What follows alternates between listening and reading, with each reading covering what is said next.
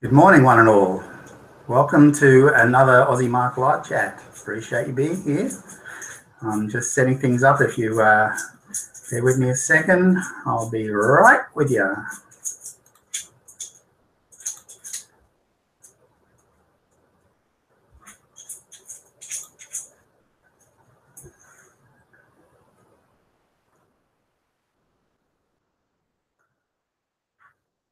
G'day, g'day. Good to see you. It's a beautiful, well, it's an overcast Sunday morning here. I'm just been outside checking out the weather. It's looking a bit overcast, but still no rain for our sad state of Townsville. Never mind. These things were sent to try us, and they do. I hope you're all well, and that some of you have got to fly your drones already this weekend. Hey, Richard's there. Richard's just got back from church. G'day, mate.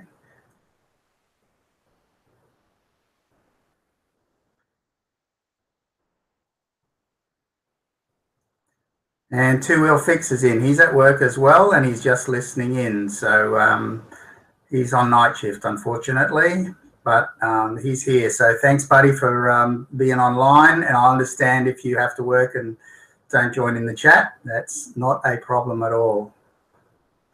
Now, Richard, you would like to come online, I trust, with your trusty camera. I'm going to send you an invite on Google Hangout, all right?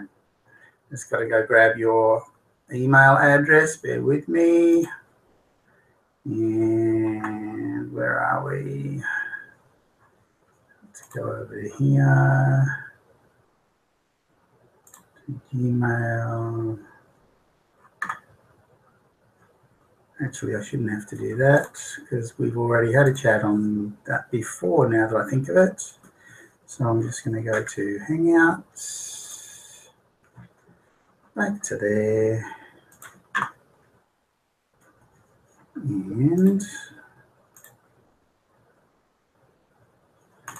invite people. All right.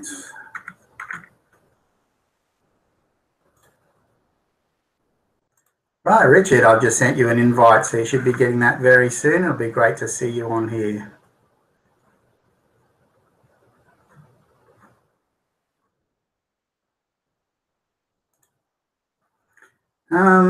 So what have I been up to? I have been,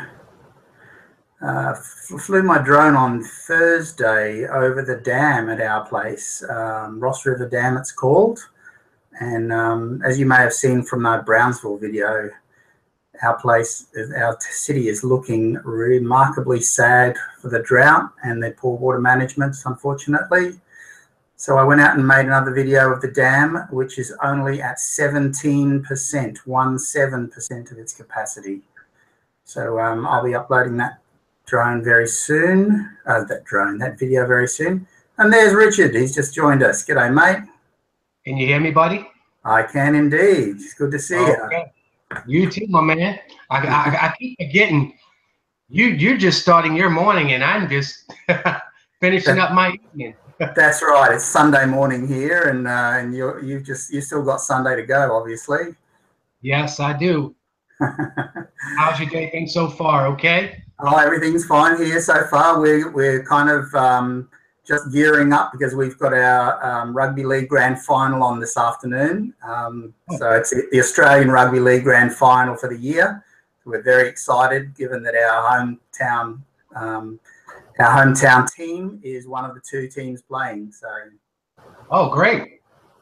Yeah, they're called the North Queensland Cowboys. I know rugby league's not really well known over there, Richard, but it's definitely it's going off in this town, I can tell you. And there's going to be a lot of people with sore heads tomorrow morning, one way or the other. I hear you. I got one question for you. I got my tablet here looking at the chat. How do I bring up the chat window on the same? I got them on my laptop. Right. So are you looking at your Google Hangout? I presume, yes. And not yes. Okay. Yes. All you do is if you just if you can slide your Google Hangouts one to the left or the right, and then you go so that you've got a bit of space on one side, and then if you go back to the YouTube and you click on those three little dots on the top of the chat, one of the options is pop out. And that'll pop the chat out from the rest of the thing, so you can then have that in the space on the side. You can see both in real time. So I have to go back to the YouTube? Yeah, just go back to the YouTube, to the live stream on YouTube. Okay, you know what? I think I closed it out. Let me tell you why I closed it out. Because I went on a hangout with somebody and I forgot to pause it, and we had all kind of over delay. Yeah, you've got to at least do the mute. I'll just paste the link again into the chat if you like. Oh, no, you won't be able to see that. Let me I tell you what. Let me go ahead and open up the other window and see if it works. If something happens crazy, then that's okay. No worries. We'll sort it out. Okay. What you need, buddy? I need this. Give me a minute, Mark. That's all right. I can see we've got a few people in the room. We've got 3 viewers at the moment. We've got ADMR 1985 there. G'day to you. And Live Free and Drone. I think it's the first time you managed to catch up on a live stream. It is indeed, mate. Thank you very much for being here. I appreciate it. Let's see. All right. Let me see if I can open this other window here. Not sure. Oh. ADMR just said, congratulations on my 1,000. Thank you very much. I really appreciate that. And our friend Richard here is also did his 1,000 a little bit before me. So we both hit that 1,000 mark, haven't we, buddy? Yes, sir. Ain't it great, huh? The community gets together like that. That's so awesome. Yeah, it's really fantastic. Okay, let's see. Not that a whole lot changes, but when you hit the 1,000, a lot of people seem to think there's a lot of things that change. I don't know about you, Richard. The only thing I could see to change was we can do super chat now. Yeah, and I don't even do that. I don't even understand it. No, I don't do it. I'm not going to do it either. Apparently, it's supposed to be so that you can actually charge for people. Some people must be willing to pay to watch videos. Oh, is that what that is? I've seen it done a couple of times on a couple of live stream where the guy will pop up in the big chat and it would say like he donated or something like that. Yeah. So I think that's what it's about. That I don't, if I want to try and make any money from YouTube, I'll just be doing it through through the normal process of getting ads, and then maybe doing a bit of marketing on the side, like those T-shirts that I've just got going at the moment. So I'm scared to open up another window. I'm probably just going to use my tablet here. Oh, well, it's okay if you do whatever you feel comfortable with, but that's how I explained it is how I do it, Richard. I just have the Google Hangout window on 2/3 of my screen, and then I pop out. If you open another tab and just go back to YouTube and then pop out the chat, you can see both, but it's up to you. You do what you will. Okay, let me see if I restore down here. That ain't gonna work. Oh, wait. Oh, okay. I can open another window. Let's see.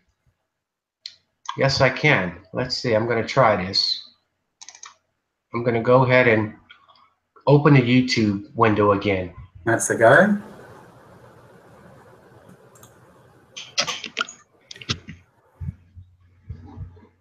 Live Free and Drone, thank you very much. You said, love the content on your channel. Well, I do appreciate that.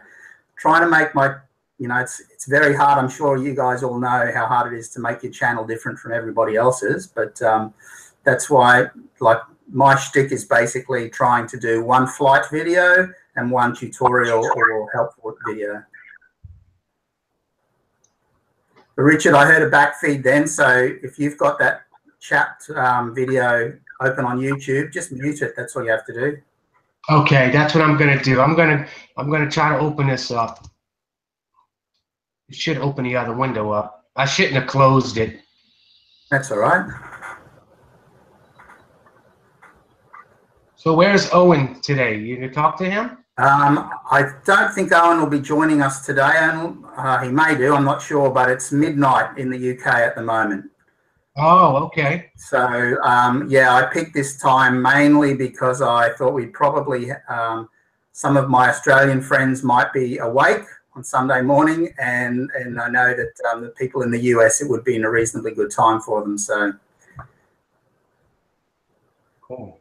All right, I'm trying to open a tab. I'm gonna have to minimize this screen. you can Let me see. minimize it. I'll still be able to see you on the camera. Okay. You can still see me? Yep, sure can. Wow. Okay. I'm trying to figure out how to open a tab. It doesn't have the little box for me to So have you got a YouTube window open? No, I don't. I'm strictly on Google Hangouts. Oh, okay. And I'm trying to pull up the tab to get back to YouTube. But so the only other way you could do it is open another browser. Just go to your browser, go to your start menu, and what do you use? Google Chrome? yes, Yeah, just go to Google Chrome and open up Google Chrome again. that's what I'm gonna do. Okay. Oh, actually. Steve says goodbye. Have to go to work. Okay. Thanks for popping in, Aussie Tech. I really appreciate that, mate. Much appreciated. I think we haven't got anything specific to talk about today, although there's a couple of things I was going to share with you guys. Of course, the first one being the giveaway, the 1,000 subscriber giveaway. I'm sure most of you have already seen my video about that, and there's about 8 or 9 days to go before I do the draw on that one. Okay, Aussie, I've got the other window open here. Now, what am I looking for? The little Okay, so firstly mute the chat. So on the bottom left of the video, see where the speaker is? Okay, I'm actually got my page open, YouTube. Oh, okay. So you're gonna need to go to the chat. So go to my channel. Okay, I'll go to your channel.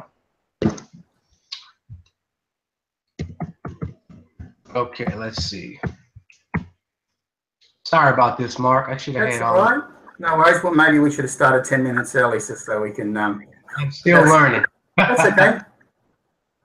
Still learning Google Hangouts here. That's all right. Okay, okay, I got your channel up. So can you see the live stream video?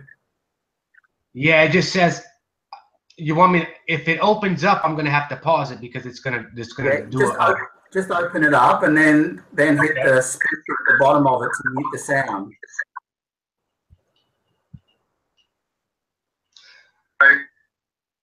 Okay. Yeah, it just says you want me. All right. Yeah. Okay, there's the chat.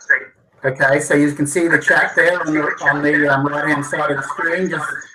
Just click those 3 little dots on the top right corner of the chat. Gotcha. And pop out chat? Pop out, yep. Okay, hit that one? Yep. Okay, now let's see. So now you should be able to put your Google Hangout back out on one side and have the chat on the other side. Awesome, my friend. Boy, you always learn something, huh? That's great. That's exactly right. That's great. Let's see.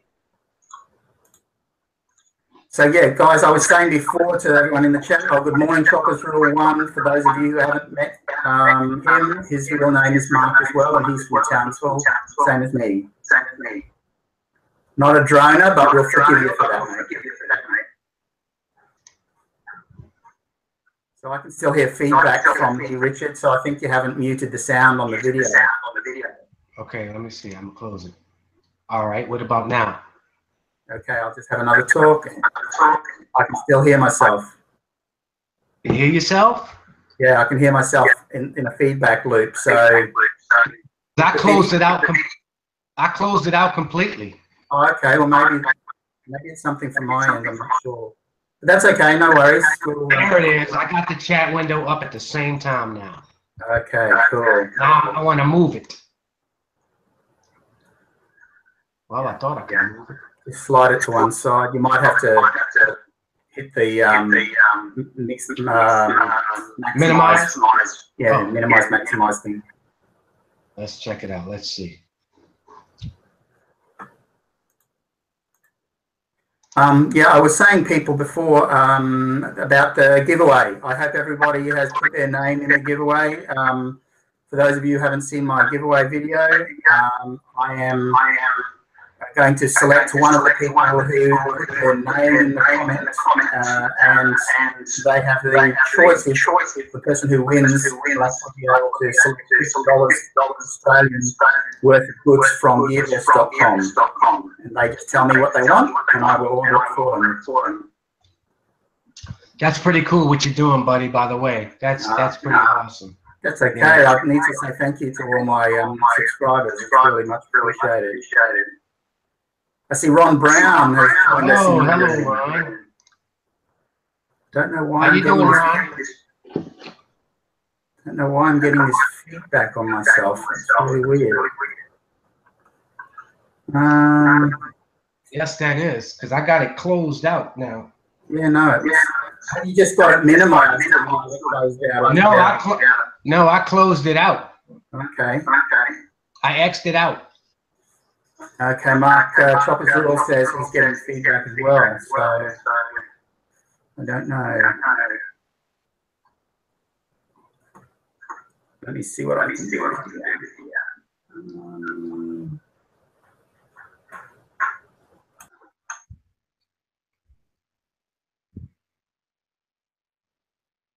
It must be muted, Mark. I don't hear you. Yeah, can you hear me now? Yeah. Okay, yeah, I just muted myself to see if that was something that I was doing. Doesn't seem... Ron, am I echoing, Ron?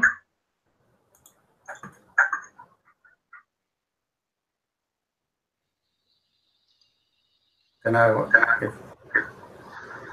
Ron, I think Ron would... I asked Ron to join us on the chat. Ron, if you're happy to do that, I'm going to send you a link to Richard and I.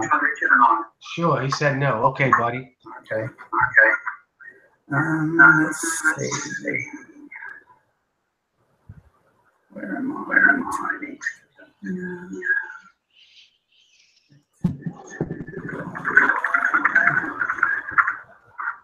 Old mate needs to open YouTube again and mute the stream. Huh.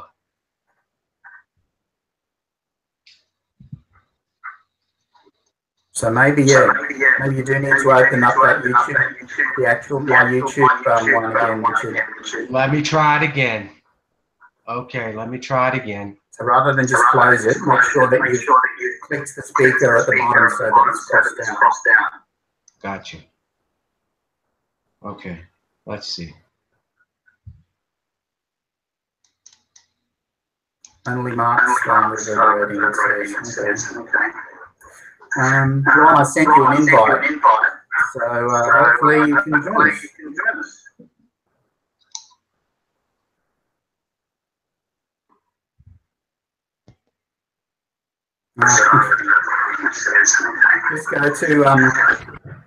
Just go to hangouts.google.com, Ron. This time I muted it, Mark. Okay, that's much better. Now there's no echo at all. That's great. Great, buddy. Great. Excellent. Thanks. So did you get to fly today, Richard? No, I had to do some work on my golf cart, so I'll probably go out tomorrow. Hey, I love that. I don't think I told you. I love that crabbing video you did. Oh, thank you. It was a lot of fun. Yeah, it was a lot. If any of you haven't seen Richard's video, I hope that you're all subscribed to Richard. If not, I encourage you to go and check out his channel. So that was just near where you are, Richard? About an hour and 20 minutes away. Okay. And you got a good feed of crab out of that, I presume? Yeah, it was actually running slow. We should have been out of there like 3 hours, but we caught 4 dozen of crabs. So I said, you know what, that's enough. That'll feed my little family. Yeah. I love crabs. We used to live next to a creek by some mangroves quite a few years ago, and I could put crab pots in the creek and then come back up, watch some television, and in the ad break run down to the creek, check the crab pots, and come back up with any crabs I've caught and not even miss any of my TV show. How good is that? Awesome. Hey, it looks like we got Ron Hey, joining us. Ron has joined us. Hello. Hey, Ron, it's good to see you. Well, we can't see you yet, but we can hear you. I don't know how to activate the camera here. I think there should be an option on your screen, I think, to actually say go live. I've done that. Okay. I just have to make the camera live. I think I have it. Hold on. That's all right. So I hope some of you are... There we go. I'm live. Yes, Hey, Ron. Ron. You look like you look like you work for the radio station, buddy. I want to get my good headphones on so we can have any more feedback. Oh, that's a good idea, man. That's a good idea. I think I'm getting feedback. I don't know. Are you muted on the YouTube stream, Ron? Yeah, all my audio is coming out of my headphones. Nothing's coming out from my speakers or on the computer. But that's okay. But when I speak, I actually, now that I'm speaking, it's not echoing here. So that sounds all right. So maybe, I understand. So I should close out the YouTube window now or keep it open? You can keep it open. Just make sure that the speaker's muted. That's all. Okay, it is. Yeah. That's what I did. Yeah, excellent. Okay, well, that's good. It's good. This is the first time that Ron and I have had a chat, Richard, face to face. We had a chat on Messenger a while back, but that's it.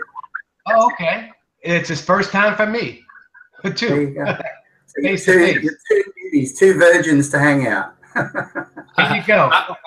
I mean, I've done Hangouts, but not with not with you guys. Not with, yeah. No, that's good.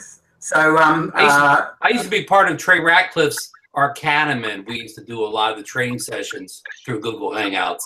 Okay, excellent. Well, I think this live stream thing is really taking off on YouTube. From what I can see, it's getting bigger. There's more and more people doing it. So it certainly is. But you definitely have to be careful because I think I was on Douglas Fairchild's live stream, and someone hacked it. And I mean, it went totally, nope. Everybody just went off. Yeah, well, I think I might have told you how the very first one I did, I actually posted the address. Yeah, I was there. Public. Yeah, and we had people showing porn and all sorts of disgusting things. So. Oh man, I don't know how they did that. And you know what was weird? I was also hearing their audio. Yeah, it's weird. I don't know how it happened, but I certainly won't be doing that again. So, Ron, you're in New Jersey, yeah? Yes, near Philadelphia. Yeah, and Richard, you two subscribe to each other. I think you have actually. Yes. Yeah. Awesome. Excellent. I saw Richard's crabbing video also, which was very good. Yeah. Oh, yeah. Thank you. Yes, I thought the way you edited that with all of the B-roll stuff down in the boat as well as the flying stuff was great, Richard. Thank you. I was a little concerned when we got there because it was a little windy, you know. I said, well, maybe the wind might die down for me to get some shots, you know. And the buddy was on the boat. He had never seen a drone up close and personal, you know. So he thought that was pretty cool, you know. Yeah, he would have. And the way you tracked the boat, like followed along with it, that was wonderful. Yeah. I think that mute must be off on your video, Richard, because I'm still getting feedback. Still muted? Yes, I'm muted. I'm going to double check. That speaker's got a should have cross on. Let's check it out here. It's muted. Okay. Yes, it is. I don't know what's going on. So, Ron, how was your day? Did you get a flight in today? I'm sorry, there's so much feedback. I'm having a hard time hearing you, Mark.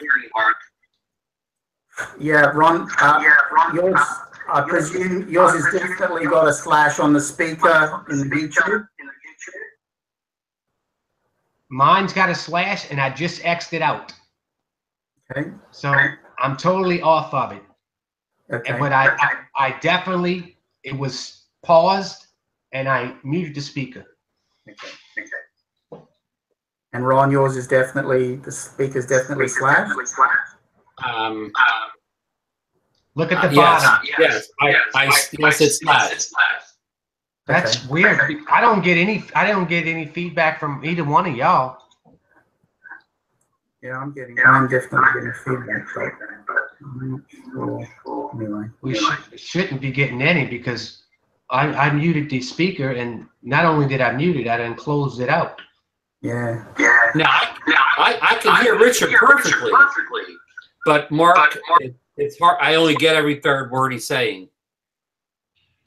Yeah, yours is breaking up a little bit too, Ron. I'm just going to go back to my YouTube and just double check that it's not me. I'm pretty sure it isn't. Where are we?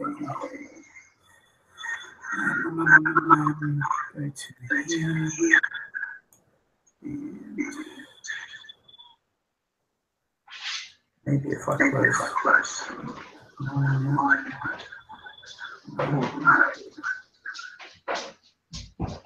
Yeah, that's really weird.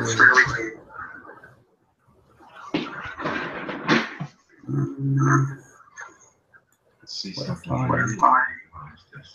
Okay, can you guys still hear me now? It's still the same. No, I don't think I can. Oh no, I muted my own speaker so I couldn't hear anybody. I'm so sorry. It's okay.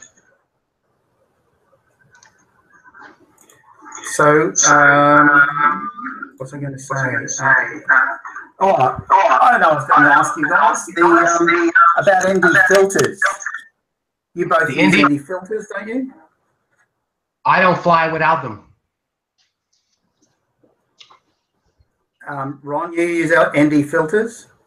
I do. I have a set for my Phantom and a set for my little Spark. Okay. Oh yeah. Because I've just got a set. They just came in a couple of days ago. Oh, cool. But problem is that because it's a Phantom 3, which standard, which doesn't have the thread on the. Yeah, you have to buy an adapter, which I had to buy. And the only thing I didn't like about that, it made the camera a little bit heavier. Yeah, well, that's my problem. I've got the adapter came with the filters. Yes. But when I put it on, it really the camera keeps dropping, and I've tried to rebalance the gimbal or reset the gimbal, and it's still having problems. So yeah, I had the same problem with that. Yeah, I don't know what I can do about it, but on the Spark, the filters are they work fine, except if you put it in sport mode. If they put it in sport mode, it kind of makes the gimbal go crazy. So you have to be aware that you don't want to put it in sport mode when you have the filters on. Oh, okay. Well, we don't have sport mode in my Phantom 3. It's just going to have to. I don't know. I'll figure something out, but I definitely want to use them because even though I'm obviously doing manual settings on my camera when I fly, it's still it would still be better. Is that your first set, Mark? Is that your first set of filters you've owned? Yeah. I've never had filters before. Oh, get ready, buddy. Get ready. Go ahead, Ron. I was gonna say I'm a photographer, like just a camera photographer, so I've been using filters for years and years, so I'm kind of familiar with them before I got into drones. Yeah. Well, you would say if you fly with them all the time, do you find you just stick with the one, or do you change it for each flight, Ron?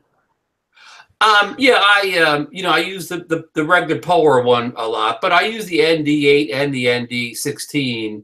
Depending on the situations, whether it's morning or evening, Yes, just the same appliances you would use them in a camera situation, really. Yeah. Well, that's if I can get mine to work, I know I'm going to be You're going to be static with it because what I love about it, it keeps the saturation colors no matter what. Exactly. On a cloudy day when there's no color, they'll help put the color back in for you. Exactly. I use 16 and 32. Those are the two that I mainly use. Now, if it's late in the evening, you want to put like maybe a 4 or 6 on it. Yeah. And Because you don't want to be too dark. do you use the polarizer, Richard? I never used the polarizer. Actually, Ron, what is the polarizer for? Someone told me mainly for water. That would be more the water would be more the ND filter. A polarizer is just it's going to restore the color and everything. If you try to shoot with too much sunlight, if it's too bright out, the sun's going to make everything, take the color out of almost everything. When you put the polarizer filter back on again, it's going to bring some of the colors out and just improve the contrast. Wow, I never even tried the polarize because I was so happy with just the 16 and the 32, you know. But basically, all it is just it's a much the 16 is just a much better polarizer. Yes, yes it is. Yeah, I always think of it like just from my reading and my research. You know, everybody said for years and years when people buy sunglasses, you know, Polaroid sunglasses are supposed to be good for glare on sunny days. So I figure a Polaroid filter is the same thing. Yes, it actually helps your video in too because of the ISO. You can bring it to 100.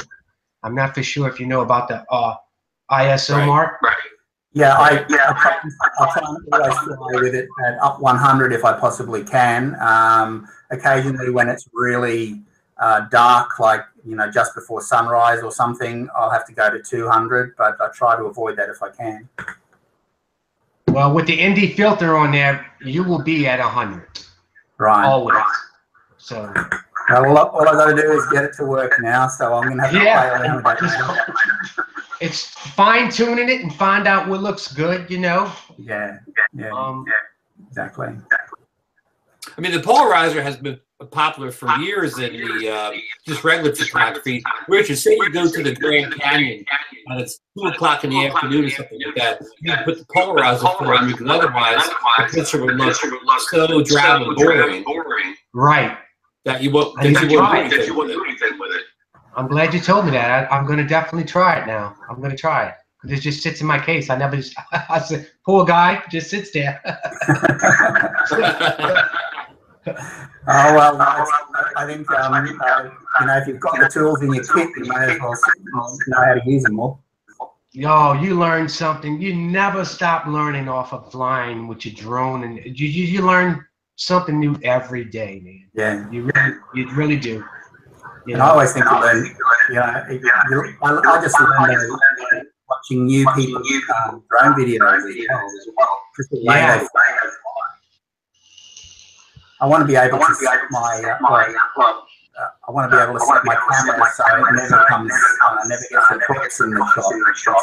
That's something else. Yeah, I think it's a habit now. What I do is I turn the extension off for sure. You know how you can raise the camera up? Yeah, I've got that turned off. I turn that off, and if I'm in flight, when I'm in flight, I make sure that the camera is below the props and I don't touch it. The whole flight, you know. Right. And I forget it's not. They're just not there. I set the camera angle down and I just capture all my footage just like that. Okay. Yeah, see, because I'm constantly adjusting my gimbal angle. Yes.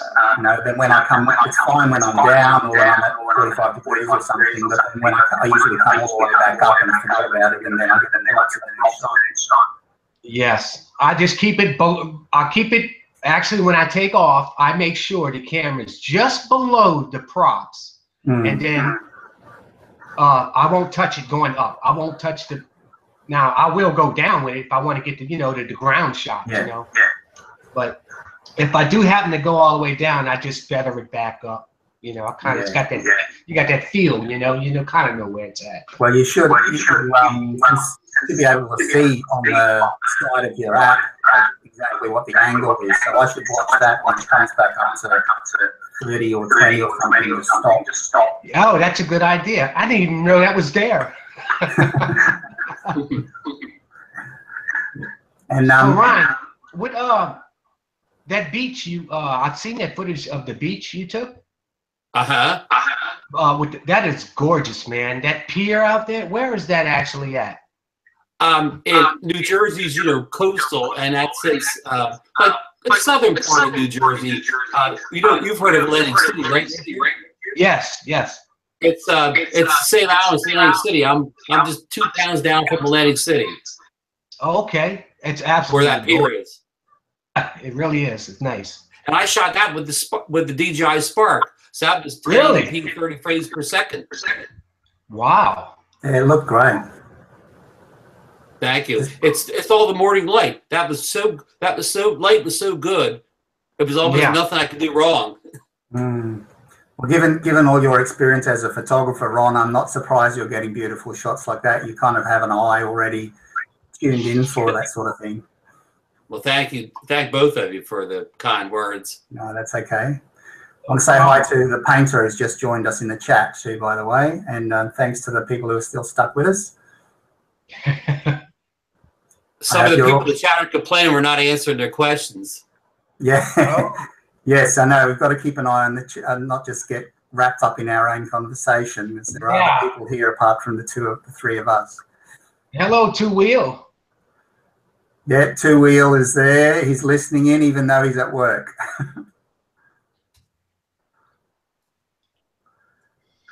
Painter says, I just asked them if they had any questions for us. Oh. Yeah, I'm sure there are some people who are listening in who are newbies and probably a bit nervous about flying. The three of us have all had a fair bit of experience, even though, as you say, Richard, we're all still learning every time we go in the air. Definitely. Yeah, learn something new almost every time out. Do you find, Ron, do you find it difficult to swap between the Phantom and the Spark? Like, is it different the way you fly between the two? No, it's almost effortless to change it because you're using the same application, the same software. The buttons are all the same. It's just the 4 has a lot more options than the Spark, but the Spark, you can get it up in the air much faster because you don't have to attach the props. It calibrates and finds satellites much faster than the 4. So if you need to get up quick, Spark is a choice. Yeah, and does the Spark fly about the same speed if you need to go, if you push it all the way forward?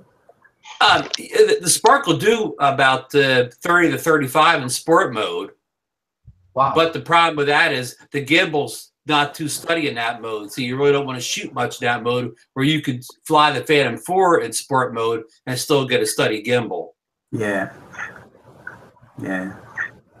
And are you actually doing any professional work, Ron, with your drones? No, Mark. I haven't got my Part 107 license yet. So in the U.S., I could be subject to a fine, I think, of $1,100 if I did a broke job and didn't have a Part 107 license. Yeah. Yeah. So I'm studying for my Part 107, but I was sick for a couple of weeks, so I kind of got off my my grind with the studying. So I need to get back into it again here. So do you actually have to do a course, or do you just is it just like sitting for you have to demonstrate to somebody you can actually fly, or is it just a matter of answering questions in an exam type situation? From what I understand, it's all just a matter of answering questions at a testing site. Okay. Because here we actually have to go and do a minimum 3-day course to get our professional license. And in most cases, most of the companies that offer that course will then put in the application to the Civil Aviation Authority to get our license for us as part of the money you pay for the course. Right. I see. The painter, is that how you say that? The painter? Yeah. He's saying he never flew with goggles, and Two Wheel Fix says they are amazing. Highly recommended. I would love to fly with VR goggles too, but the only thing is, you've got to have a spotter then. We're supposed to have a spotter if you're flying with VR. Oh, that's true. Same here, Mark. Yeah. A spotter here also. I don't know whether that necessarily applies to those racing drones, or whether the same rules apply to them as apply to our camera drones. Well, probably nobody uses a racing drone in a professional situation, so I don't think they're too concerned about the spotter. Yeah, I suppose not. But it's just if you know, I guess if you are flying a racing drone, even though it's nothing to do with professionals, it's still if you've got VR goggles on, you can't get the same kind of peripheral vision if you did happen to, you know, people got in the way where you were flying. That's the only thing. Exactly. Yeah. The painter says it'd be good to use a mirror as a spotter. Yeah. If you could see around as well, it would be good. I know you can get on the DJI Go and on Litchi, you can get that double screen, the VR screen, just on your phone and pop it into one of those cheap sets. I've never tried that before, but at least that would mean I wouldn't have to buy a set of VR goggles. Most of the people I know, they get into you know, using the goggles. They usually put a little TX on a small little toy quad and practice that way. So, you know, it's not much chance of doing much damage to the toy quad that can't go more than, say, 50 meters away from you. Yeah, that makes sense. What did Two Wheels say? I take my dog as a spotter. So what does he bark if you get too close to something, mate? Do you guys know who Ken Herron is? He has a big YouTube channel here in the States, and when he flies a pro job, he has videos on this. He has the spotter while he has the Fat Sharks on. Yeah. He always takes he mostly takes that mate of his that wherever they go, they seem to go together. I've been following him for a while. Right. I was going to get the DJI goggles, but that's just too steep for goggles, you know. And you know they're eventually going to come down. Everything comes down because stuff keep coming out new, you know. So, but they say that's the most immersive feeling that you can have is the DJI goggles on. You know, it shoots 1080 60, but I don't know. It's a preference, I guess. You know, if you want to feel that experience, you know, I guess it'd be pretty cool. But yeah, I mean, I mainly do it to get, you know, video capture as we're doing at the moment. So it's not just for me. It's not just about the flying and the capturing. It's about how the sort of beautiful video that you can create and the emotion that you can maybe stir with the music, color grading, and the cutting on the. It's what, as they say in the movies, it's what you leave on the editing room floor. That's right. Yeah. It's just been the past. I'm going to say the past 6 months where I actually got good at flying FPV using the screen. Sorry, you really broke up then, Ron. I don't know why that was. Using the screen? What did you say? I said I'm going to say in the past 6 to 8 months I just got really good at flying FPV, first person view, using the screen on the my phone screen, my quad. Yeah, it was all line of sight. Yeah. I mean, I rarely look up in the sky. I mean, occasionally cast my eye up, but mostly my head down. Yeah. What's Two Wheels? GES VR can be $30. £30, sorry.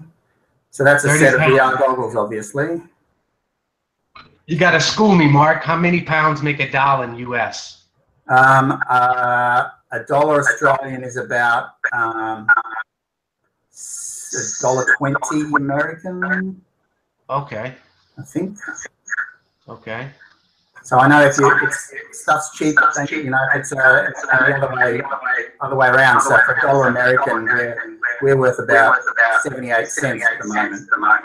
Okay. Didn't you tell me that y'all don't have Amazon yet? Is that correct? We don't have Amazon based in Australia, but it's coming in the next 12 months. Oh, you're gonna love that, buddy. Yeah, you are. You're gonna love that. Yeah, I mean, we can obviously we can order from Amazon from you guys over there, but it's going to be a hell of a lot better when you're based here. Right. Wait until you get 2 days free shipping on everything.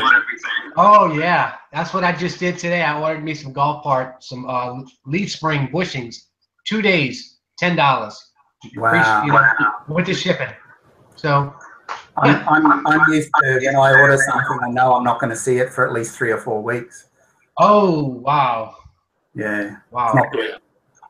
Actually, having said that, those ND filters, I ordered them and from eBay, not from GearBest. I ordered them from eBay, and they came in 10, 12 days, something like that. So that was pretty good for me. Yeah. Painter said he's looking forward to Amazon. He uses eBay, and I guess until it comes out. Yeah. I'm so skeptical about eBay. I've never really ordered things off of it, but I guess you got your good and your bad, you know? Yeah, I think probably the most important thing is to check the ratings that they have and how many sales. You know, if somebody's only had a dozen sales, then I will never buy from them. But if they've had thousands of sales with like a 97, 98% rating, I feel pretty safe. Good choice. Yeah, maybe I need I've always ordered from Amazon, but I guess, you know, because you can get some good deals on eBay. You know, you really can. Yeah, Richard, if you order from eBay and there's a problem, all you do is contact eBay, and they almost always side on the customer, and they'll refund your money. Oh, cool. Okay. Yeah, eBay always sides with the customer. Okay. Or the buyer. The buyer, yeah. Yeah, I know. I've heard that. I think once a couple of years ago, I went back to eBay and I got my money back pretty well straight away. So that was good. Well, Painter said he uses eBay a lot, and it's secure, pretty good, huh? He just sold a $30,000 vehicle in 5 days. Wow. See, on eBay, it's pretty good. I sold a motorbike on Gumtree, but that's a different thing. I think you guys don't have Gumtree over there, do you? I've heard of Gumtree, but I'm not sure. I assume because it's called Gumtree that it's therefore Australian-based originally. I don't know whether it's spread overseas, but yeah, it's kind of like eBay, I suppose, in a lot of ways. Okay. Yeah. Painter says you even purchased a block of land on eBay. Holy dooly. Wow. That's amazing. Back to the DJI goggles for a second. I was on one of Billy Kyle's shows, and I think Billy said that he thinks the new version of the goggles may be coming soon. Oh, okay. Really?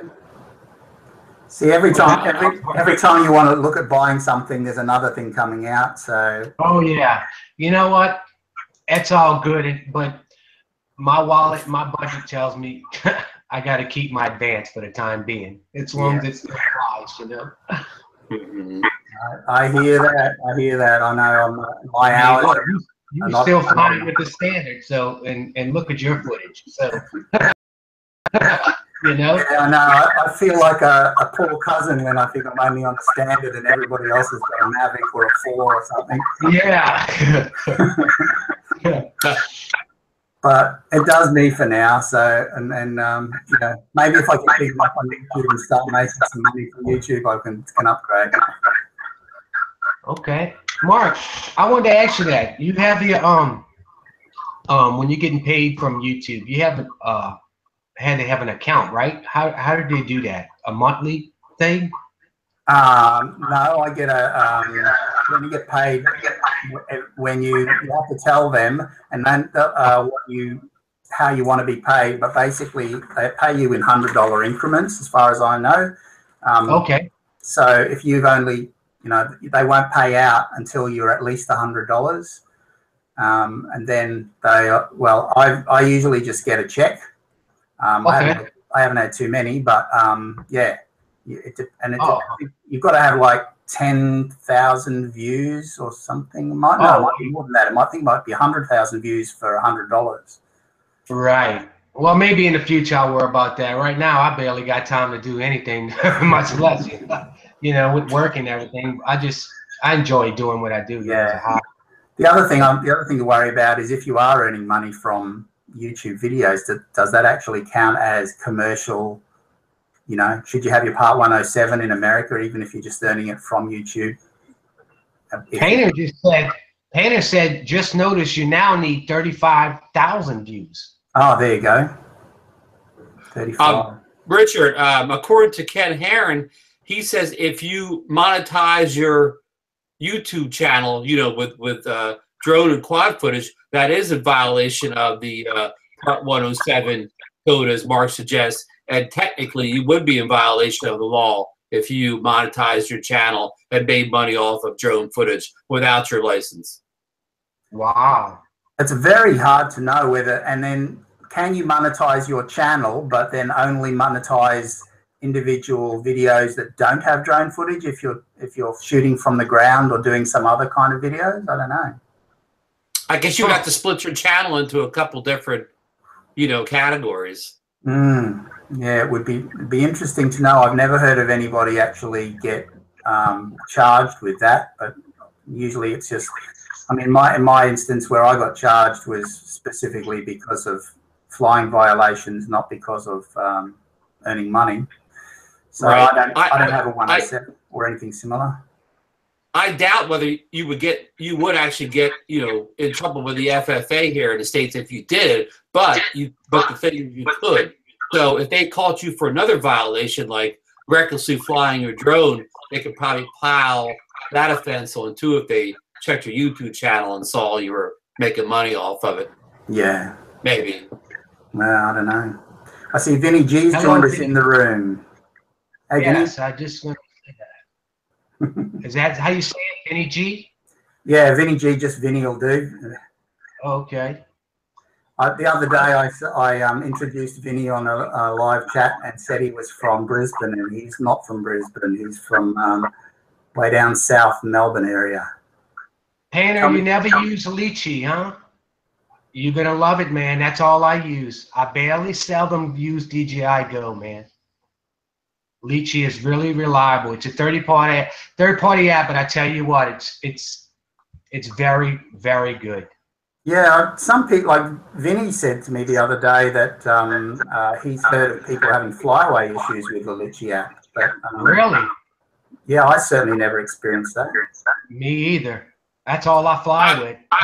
I've never been brave enough to try Lychee yet. I just use the Go app. Have you ever had any problems with the Go app, Ron? Say again, Richard. I mean, Mark. Sorry. I said, have you ever had any problems with the DJI Go app? No, not at all. Well, yeah, I did. So a couple of times. So I just because so I thought I'll try this Lychee, and because of the waypoint, even though I got it specifically for the waypoint application and haven't really used the waypoints all that much, I've just stuck with Lychee, and it seems to have done me well. I guess it's really down to what you're used to, what you're comfortable with. Yeah. I just like the as far as the orbit and the point of Lychee's the best, because if you're using DJI Go, first of all you have to fly over the object you want to orbit, and then once you're on top of it, you have to fly backwards to figure out the radius you want. Yeah. With Lychee, all you do is drop the target on top of the POI, and you'll see the radius circle around it. You can adjust it, and you can actually see the circle get big or small. So it's more reliable knowing if you're going to clear an area and not hit nothing.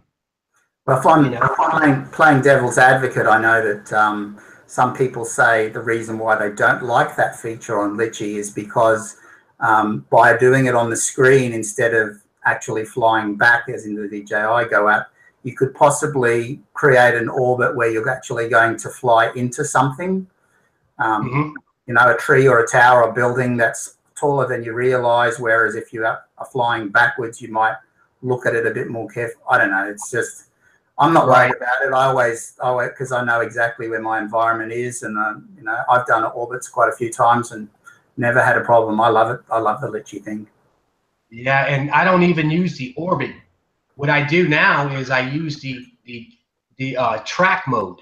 What you do is highlight the object in the box, and all you have to do is take your controller and just keep it to the right or the left, and it's going to automatically go around, and it's going to keep it on that point of interest. Okay. So, yeah, I don't even use the track. Do you, Ron? Yeah. It's quicker. Yes. Go ahead. Finish, Richard. It's actually quicker than trying to go to the orbit and set it up. to where if you're in flight already, you already know where you're at on your map.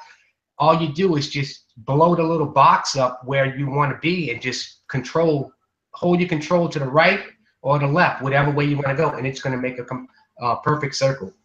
It's pretty cool.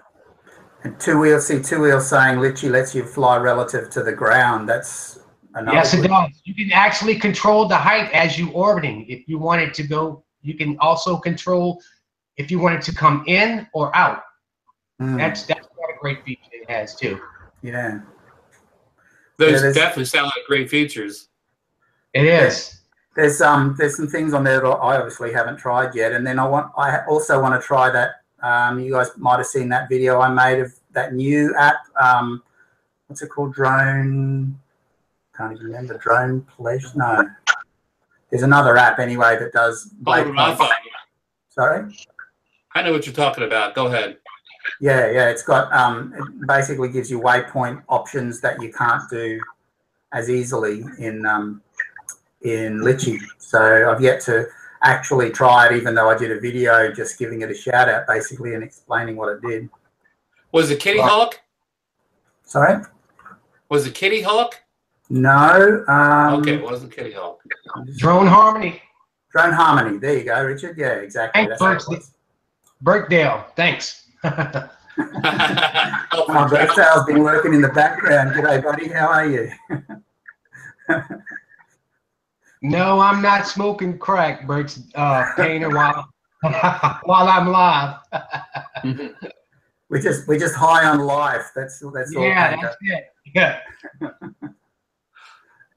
The Spark has some kind of advanced shooting modes in, and they have a circle feature, which is real easy. Just double tap the thing, and you change the angle of how far you want to circle with your finger. It just takes seconds. Okay. Yeah, I'm torn as to whether whether it's worth getting a Spark. I know that everybody so many people are saying how good it is and it's worth getting, and the fact that it's cheaper than a Phantom. But yeah, do I do that or do I just get rid of my standard and go for the P4?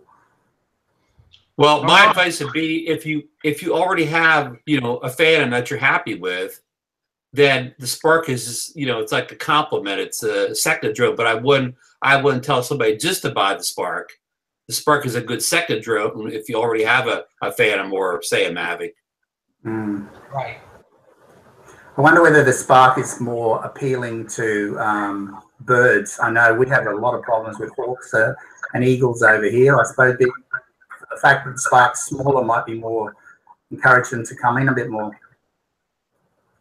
So far, I haven't had haven't had the birds treat the Spark any differently than the Phantom. But again, the Spark's so fast with sport mode, you can easily get away from them. Just fly straight up. Birds cannot fly directly straight up, so just go straight up in the air to get away from them. Good point. Yeah. See, we don't no sport mode in my P3, unfortunately.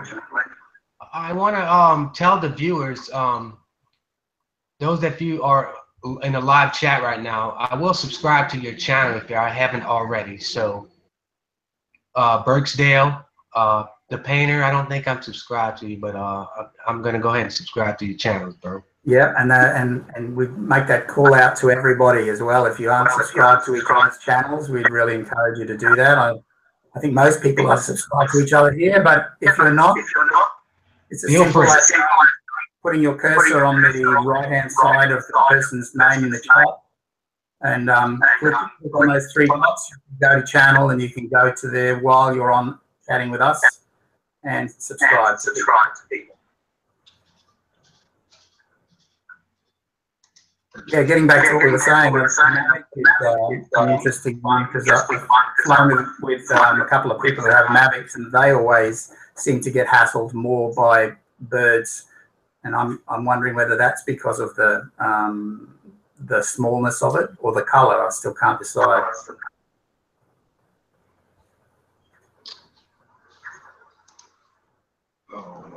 I wondered about actually putting a skin on my Phantom.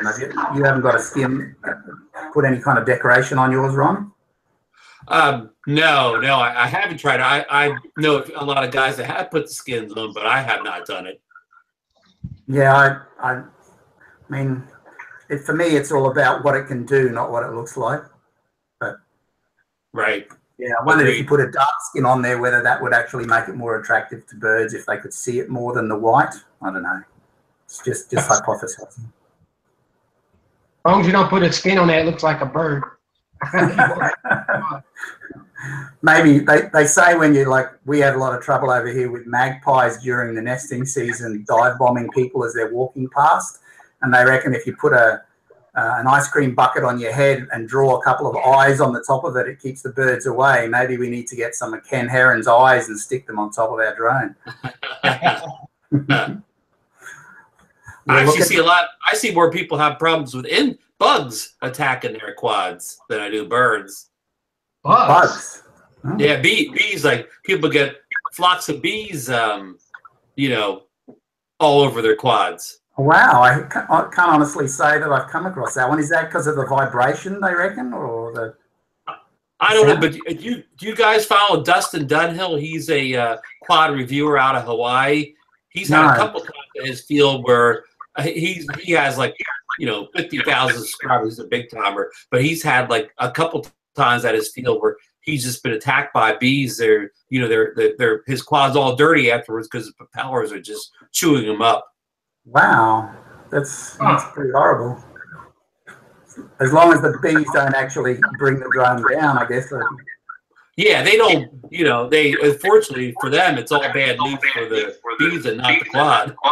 I bet bees in a spinning prop don't go. We know he's going to win in that argument. Workstyle says he's got seagulls trying to kill him. Haven't had that problem, mate. Seagulls? Seagulls trying to get him to attack his drone. Sound of it? I had a couple of friends that have the same problem, man, on the beach. And it actually one chased him, and he wound up crashing it, trying to get away from it. Wow. Yeah, I've heard that. I've heard seagulls go after drones, but I've been flying all summer at the beach, and I never had any problems. Maybe you've got friendlier seagulls where you are, Ron. Yeah. Maybe more people feed them chips or something down there, so they like humans better. Who knows? Or they're fuller. Oh, definitely. I'm at a tourist place, so our seagulls are well fed on junk food. I bet they are. Bergstale says he had a duck try the other week. Benny G used the carbon fiber props too, huh? That's what I have on mine too, and they are pretty deadly if you get hit by them. Right. That's for sure. What difference does it make, Richard? Do you reckon having the carbon fibers on? To me, it's more, you get more stability in the wind, and it actually has a little bit better acceleration and slowing. Because I have tried them with the regular stock props, and don't get me wrong, it hovers great, but when you put the carbon fiber props, it just gives it a better hover, you know. And it's a quicker response in taking off and landing. See, Vinny says he changes between 14, 15, and 16 inches depending on the load. That's interesting. Yep.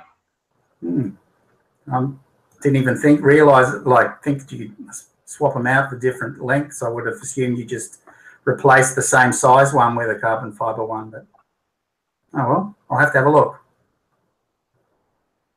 There's so many things you could buy to upgrade to improve your quads, I guess.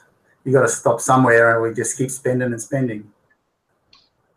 Painter, the carbon props, I don't think they're louder, my friend. I think they're the same as the stock, to tell you the truth. I don't hear no difference in it.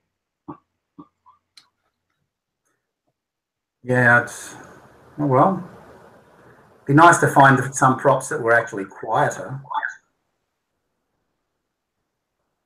The Phantom 4 and the Mavic is noisy? Oh, the difference between the Mavic and the Phantom 4 is the noise. Okay. Yeah, I wouldn't know anything about that because I only own the standard and advanced. Battery consumption changes with the props. Oh, yeah. So does that mean you get a longer flight with the carbon fibre, Vinny?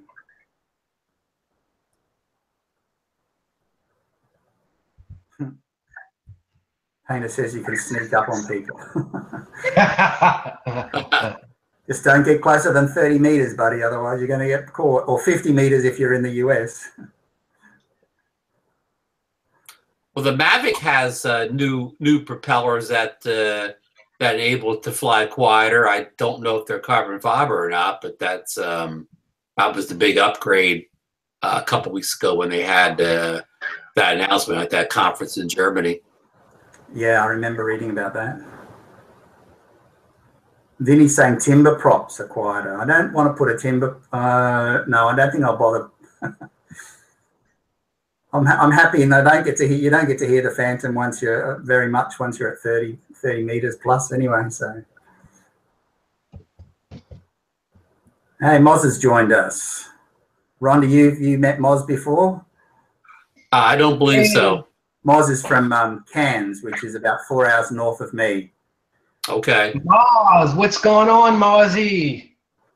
Moz has a Mavic, and he rides a motorbike, so he puts a Mavic in the back of his motorbike and takes it places. Nice, nice. Yeah, so the other thing there was something else I was going to mention today in our chat. And if I can remember what it was. Oh well. Never mind. I'm going to make my next video, my next tutorial video is going to be a complement to that one I just put out yesterday about changing languages. I didn't realize it was quite so easy to not only to change your about description to other languages, but to actually change your individual video words as well.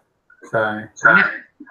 In that demonstration, you was talking about changing the different languages. Yeah.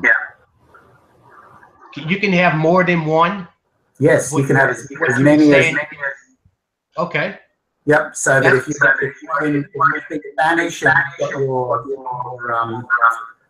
browser set to the Spanish language, then if you've got Spanish on your about page. And you can do exactly the same thing on individual videos too. So I'm going to make a tutorial for that as well. Okay. Hey, that could come in handy because you know there's a lot of viewers out there. There's a lot of Latinos and Portuguese, and they probably don't want to go to the video because they can't understand it. You know. That's right. And I think as I will stress in the video, I'm going to make it like. We droners are at an advantage, I think, in that for a lot of us, if you only put up flight videos, there's no speech, so there's nobody, it crosses cultural barriers. They don't have to listen to English speakers. If they've got their language in the writing, then, whereas if you speak, you've then got to go to you can actually put up the words in another language as well, and I've tried that. And it's quite a lengthy process because you actually have to, first of all, you have to go to check the English, like when you ask to have the subtitles at the bottom, it automatically puts up the subtitles, but it doesn't get it correct. Okay. So you actually have to go through your entire subtitles in your own language and edit any things that it's got wrong. And then sentence by sentence, and then individually translate sentence by sentence into other languages. It's much more difficult. Okay. Welcome, the Uncanny Cow Waka. Did I say that right? Yep. Kyle will do. Hey, Kyle, how you going, buddy?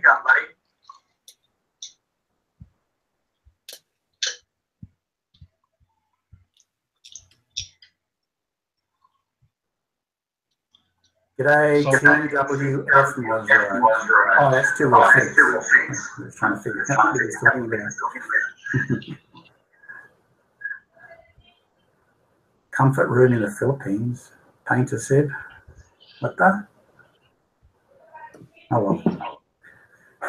Moz rides BMW 1200. Nice. Moz, I'm embarrassed. I wouldn't want to ride. You wouldn't want to ride with me, but I only ride a little Ninja Kawasaki Ninja 250.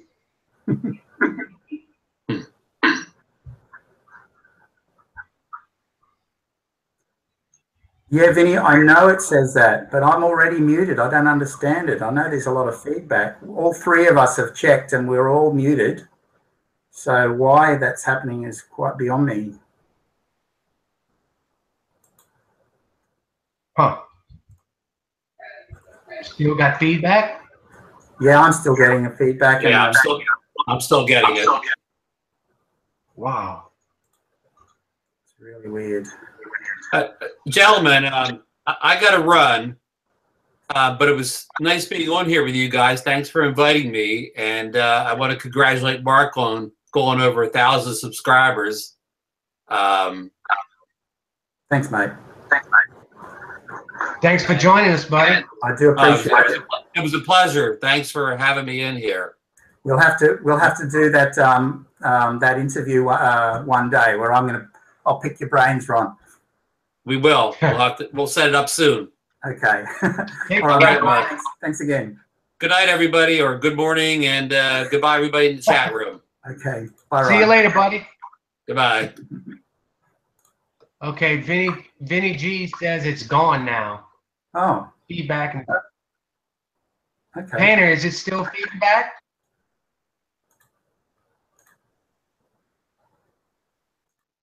Well, I guess we got to talk to him to see if it's feedback, huh? Yeah, I don't know. Oh, I can still hear feedback from my end when I'm speaking myself. So I don't know. No, he says no. Okay. Oh well, that's good. So where are you thinking of flying tomorrow, Richard? Well, first of all, I gotta watch the London game. The New Orleans Saints are playing in the morning at 8:30. So, then I'll probably go. We got we have a festival every year called the Gretna Heritage Festival. It's got a whole bunch of like Huey Lewis in the News, Pat Benatar. We have big concerts that come down, you know, and it's a local thing. So I'm gonna probably be on the levee where it's safe. So I won't be flying over nobody, but you know. Oh, it'd be good to get some footage. Yeah. And if you can drop some of those names into your title and description, that's going to give you more views as well. Yeah, that's for sure. Yes. You've always got to think of those sort of things. Yeah. Find out if somebody would like to join us, maybe. Yeah, it'd be great if anybody else is. If anybody would like to join us, come on. Go ahead and text us and say, and Mark will do his magic. I'll invite you in. You can be sure of that. Yes, Moz, I'd love to see Pat Benatar as well. Yeah, she's great. I've seen her 3 times. She is really, she's good. She's getting up there in age, but she still got it, boy. Yeah, she must be in her 50s by now. Oh, exactly, definitely. Yeah, you're lucky living where you are. You get to see a lot more of that sort of thing than we do. Y'all have concerts up there, or? We don't. We have concerts, but not most of the big mainstream famous artists. They'll say, "Oh, we're touring Australia," but what they actually mean is they're touring 3 or 4 capital cities, and that's all. Oh, Vinny G says he'll come on. Vinny G, okay, good, mate. I'm gonna invite you in, buddy.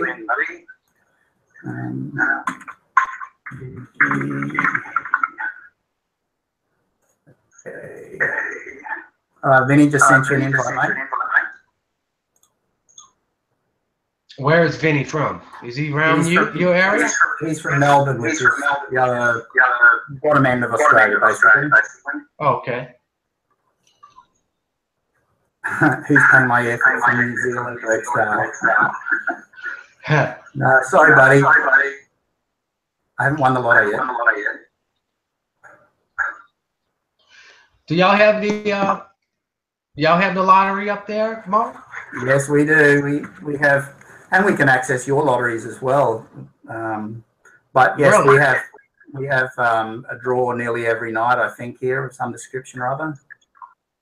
Huh. And I don't often buy a lottery ticket unless it's one of those really big ones. Yeah, I'd say the same thing. You know. Yeah. Well, my wife does the you know, picking 6 numbers.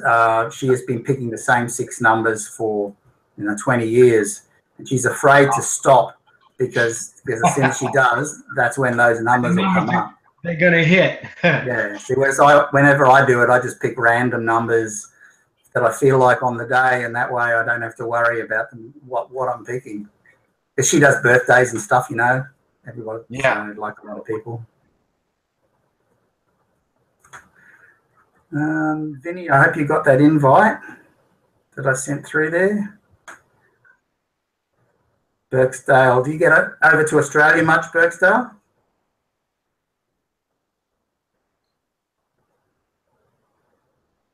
New Zealand is a place I love. I absolutely adore it. Oh, Hey, here we Vinny's about to join us. Good morning. Good morning, Vinny. Hey. How you doing, Vinny? I'm doing great. Nice to meet you. Nice to meet you, my man. Yeah, I was just listening in regards to the carbon fibre props. What I'd like to explain to Mark is you can imagine it doesn't even matter if it's a Phantom. You have a certain amount of weight hanging in the air, and those plastic props they give you with the Phantom, for example, as they're trying to lift when you want to do a power lift, say rise up, there's a flex in the prop, which is what gives you the lag time to your response. Yeah. So if you have a flex at all in the carbon fibre, I guess. No, when you have carbon fibre and you throttle forward to do a lift, it is instant. It's very, very, very instant. That's all I can say. Yes, very instant. Yes. Yeah. Oh, that sounds like that's going to be my next purchase by the sounds of it. Yeah, they're actually not badly priced either. You want to have a look. I was going to say that. Now, there are ones, Mark, that's going to say carbon fiber reinforced, which is not 100% carbon fiber. Yeah. Okay. And that's the ones I have. It's the reinforced, and it's a good price, buddy. Really good price. And what I'll do is I'll try and send a website that I use because of the carbon fibers propellers. They come in various sizes and various pitches. This website, what it actually allows you to do, it lets you put the rating of your battery in, for example, the milliamp hours and power consumption and all that sort of stuff. You actually weigh your drone, you put the weight of it in, and it will give you a recommendation on the purpose you are going to be requiring for those props. For example, if you want to be doing some speed flying, you might put a smaller prop on with what we just say, a leaner pitch on the prop. So you actually do get a choice on the Phantom. For the simple, I mean, we're not talking much, we're talking half an inch, that's it. But the pitches vary as well, and they make a big difference. Okay. Now it sounds like you've really gone into it in a big way to realise what props you need for what particular flight you're doing. So definitely worth a look. Well, I'm just trying to, as we speak, load the software that I use for flying custom drones. I just want to give you why I'm scared of flying custom drones, actually, an overview of the software I use, because the flight controllers I use are Pixel Hawk 3Gs, and they're from an open source community. So it's basically, if you were to relate that to Windows, then you have Linux, and Linux is more open source, if you know what I mean. But the thing is, with the software that I use for the custom drone, not only do you marry your radio to the flight controller, and the Futaba radio has so many variables in itself in the radio that you can adjust your stick controls and all that sort of stuff. But then when you look at the software, it becomes even more complex, because once you've adjusted the radio, it even lets you tune the radio. It lets you tune the speed of the motors, because you might be doing an instant vertical takeoff, for instance. And what happens then is you might see that the craft might tilt a bit on takeoff. So through the software, the flying app, you can actually increase the battery, well, not the battery, but the power to the motor, so it revs harder, or decrease it so it revs slower on another side. It's a real different ball game, and that's why I'm actually scared of flying the custom drone. And for those who are in the chat, Vinny, and have not heard about your big custom-made drone, tell them how big it is and what size props you fly. Right, I put up to 16 mil with a 4-degree pitch or 5-degree pitch on it. But usually my favourite is around. It's a 14.5, which is a 14, and that's just for a GoPro, throwing a GoPro up on it. I can lift a Canon EOS 5 quite easily for a period of about 15 to 17 minutes. And I'm not pushing boundaries here, because I believe in the point of safe return. If it takes me 6 minutes to get there, then I've got to make sure before alarm bells ring on the radio and stuff through the telemetry that I've got 6 minutes to come back. Because I don't know if I've got a headwind, a tailwind, or anything. I can actually put sensors on the drone to sense that, but when I built that drone, I actually had a set of scales sitting next to me, and I was weighing every screw. I was weighing every carbon fiber part, because the motors are rated, and I didn't want to overheat the motors because they're torquey motors. And the hotter the end, when the motors get really hot, it means there's a power draw somewhere, and it's not enough ample power going to the motors. So that's why they tend to heat up. So if the more weight I put on, the more power it's going to draw, and that's when I have to look at reducing prop size to keep the motors. You know, it can be so technical, and to be honest, building a drone, I wouldn't do it again. I really wouldn't. I don't think with the availability of what you can buy ready to fly now, it's certainly you know, while it's a learning curve, it's not something. It's certainly not for the faint-hearted, as we've mentioned in other chats before. But I doubt anyone else here has built a drone like you have, Vinny. Yeah, I'll look. It was interesting enough in the concept of finding out all the aerodynamics and all the possibilities you could do. And it was, when I started building it, was really, I mean, people were getting these DJI Phantom 2s that were so overpriced that it made it feasible to look at building your own drone. Yeah.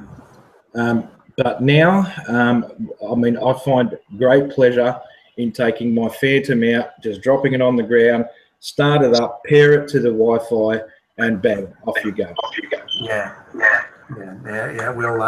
We'll pass on that and stick with our ready to flies. Definitely much easier. But it's good to look back on how things used to be, and back in the days where, I don't know, I haven't been to a flight club out here lately in the last couple of years, but we have 2 RC clubs in Townsville. And to see some of the older fellas, some of the 70-plus guys, and some of the things that they built by hand from scratch, compared to us quad flyers who basically just buy it and fly it. So they've got different set of skills than we do. Yeah. The amazing though is the amount of interest. Like if I take my drone out, it can be annoying sometimes, because you know you got the CASA rules, the 30-meter rule, and all that sort of stuff. And people are just curious. They want to see a drone. And like so many people I know have seen a drone fly, then they go and buy a drone. So it's promoting the community. But one point that interested me actually, and it's got me wondering, is what you guys were talking about prior to me coming on, is the earnings through your YouTube channel. Are you in breach of law? Are you? So there's a lot of feedback just on there, Vinny. I missed the last bit of what you said. I did too.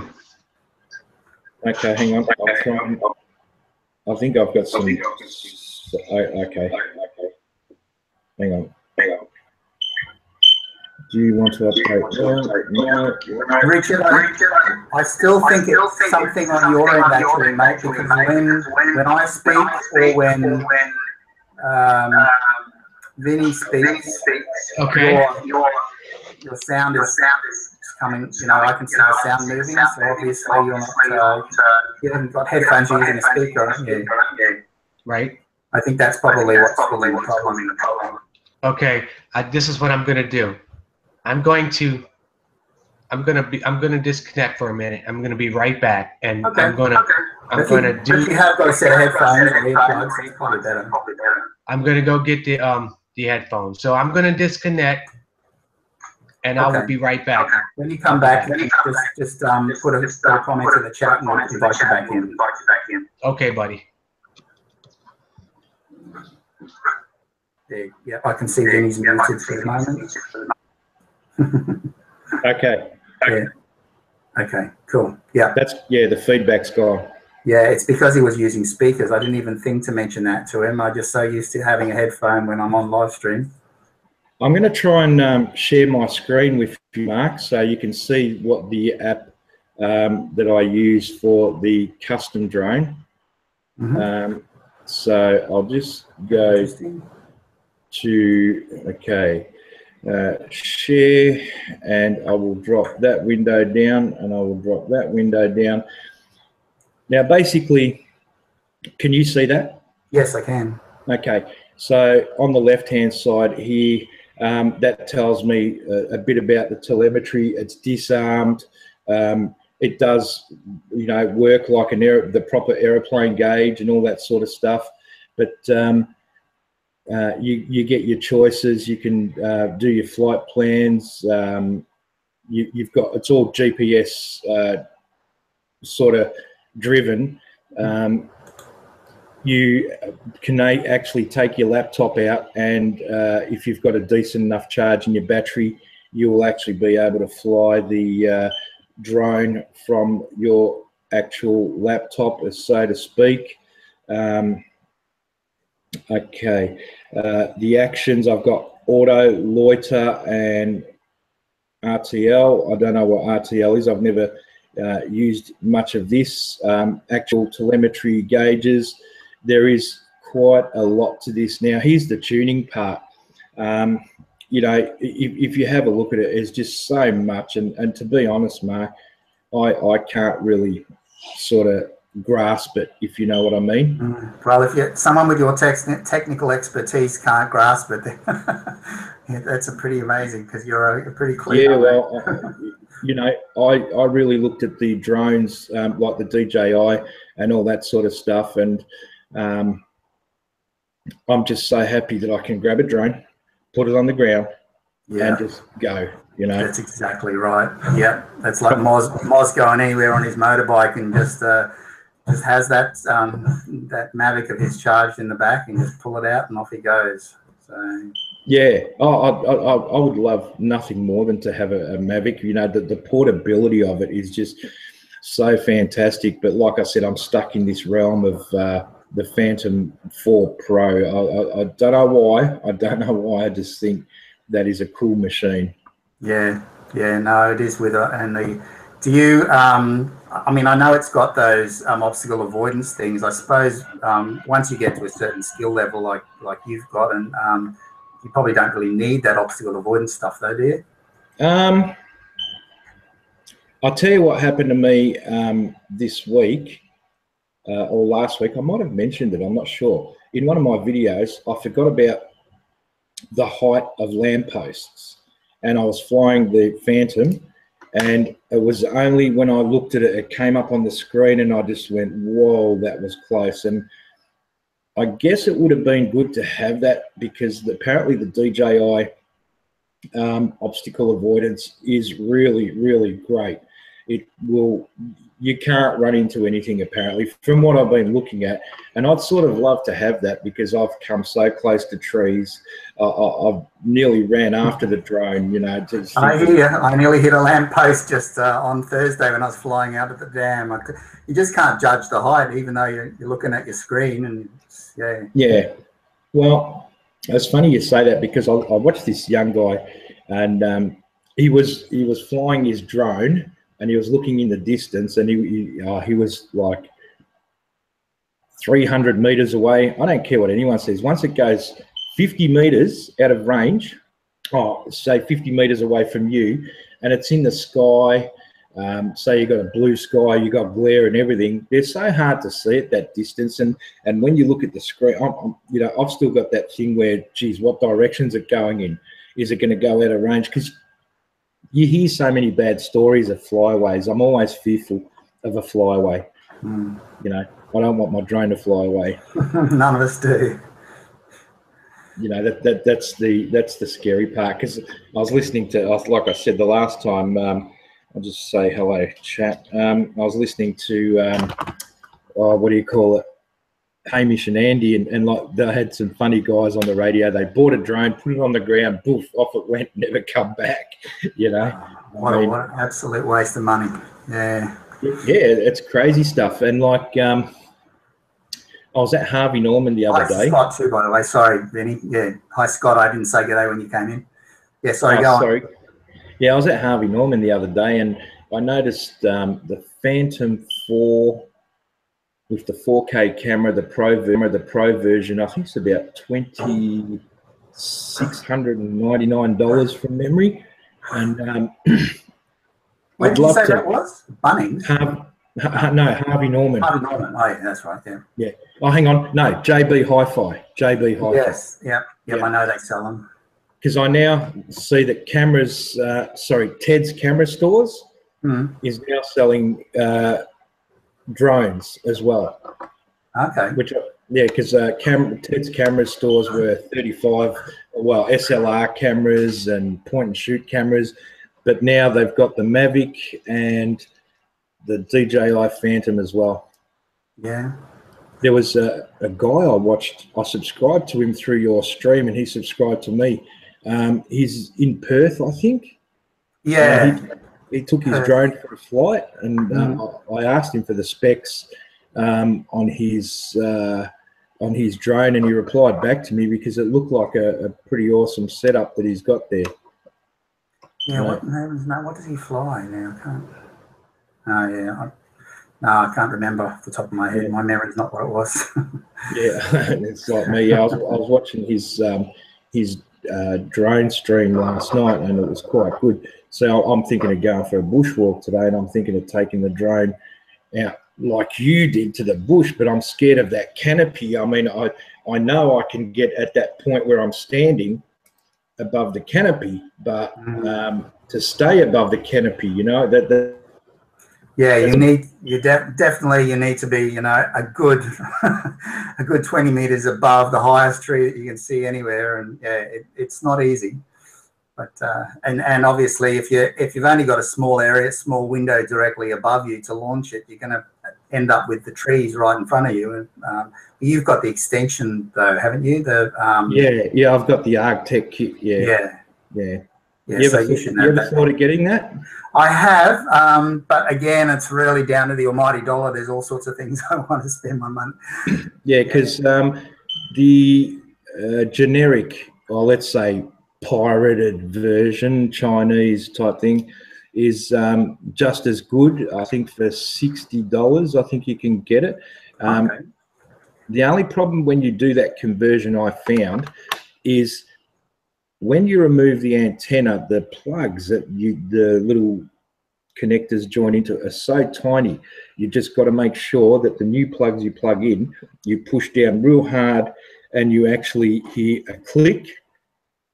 And because what happens is the female end of the connector spreads upon pushing down on it, probably a bit of hot melt glue around those to keep them steady so you don't drop signal.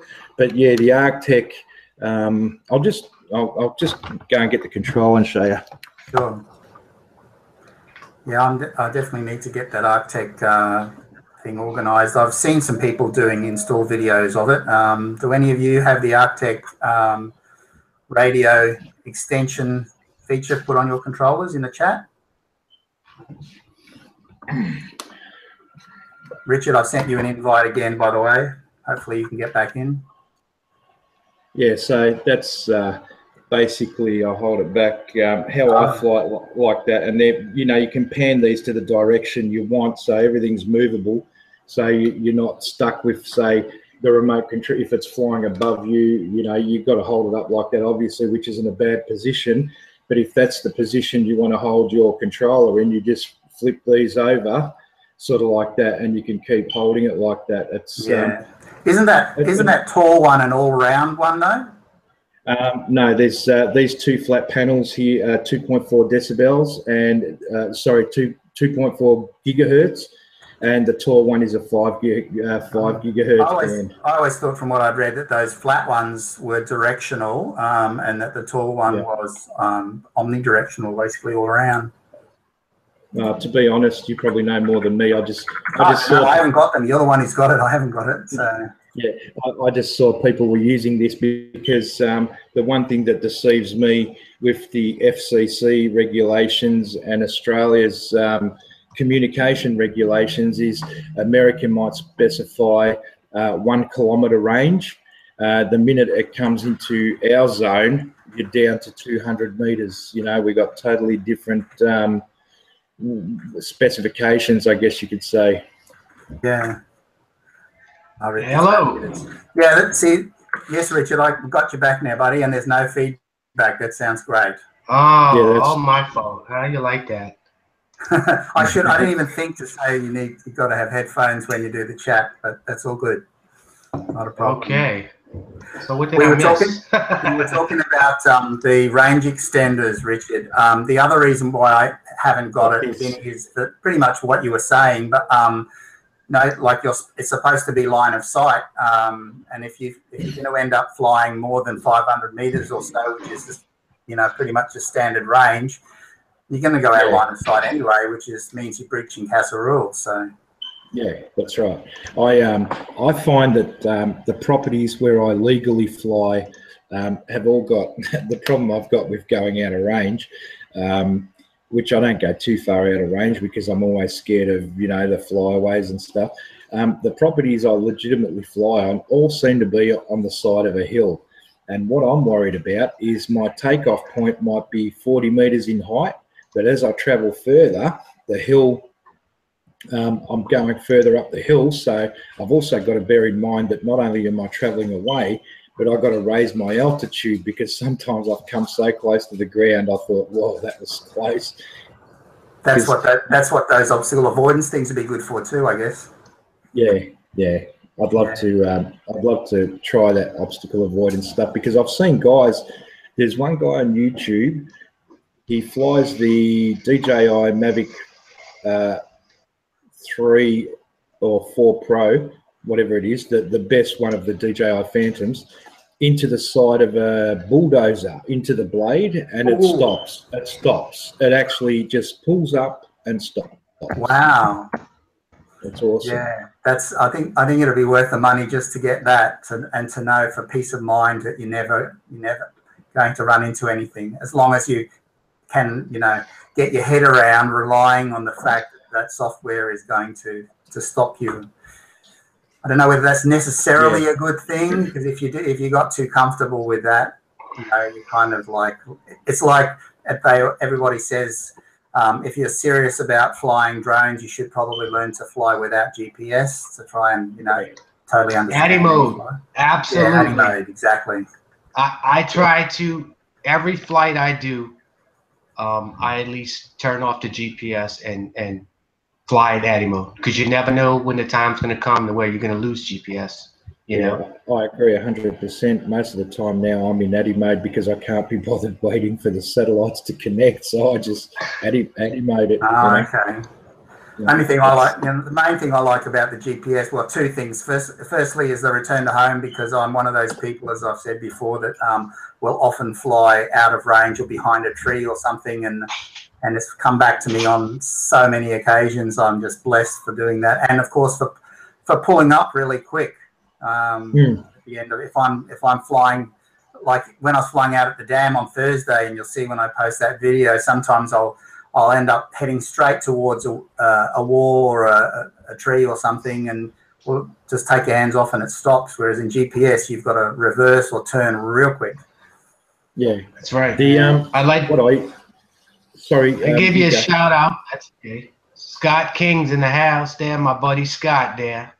Yeah, on your Scott. Yep, glad to see you here, mate. Hi, Scott. Yeah, what I usually do, return to home for me is, how would you say I use it? I usually hit return to home when I can't see anymore and I can't see the drone physically. I hit return to home until I hear it. Once I hear it, I cancel return to home, and then, because sometimes I forget to set my return to home minimum or maximum altitude, like 30 meters. Yep. And as you know, Mark, some of our gum trees are quite huge, and yep. I'm always scared of that, you know. And I think, shit, why didn't I set that again? You know, to go to 50 meters and return it to home at, say, 50 meters, because I have heard of stories of people not programming their drone, getting the DJI and having a 30-meter return to home and losing it in the trees. Yep. Yeah, me too. Mine's set at, I don't have to, it sounds like you have to set yours each time, Vinny. I just set mine at 40 meters and it stays the same. So yeah. Mine's 40 meters permanently, and I've always found that to be enough. Yeah, no.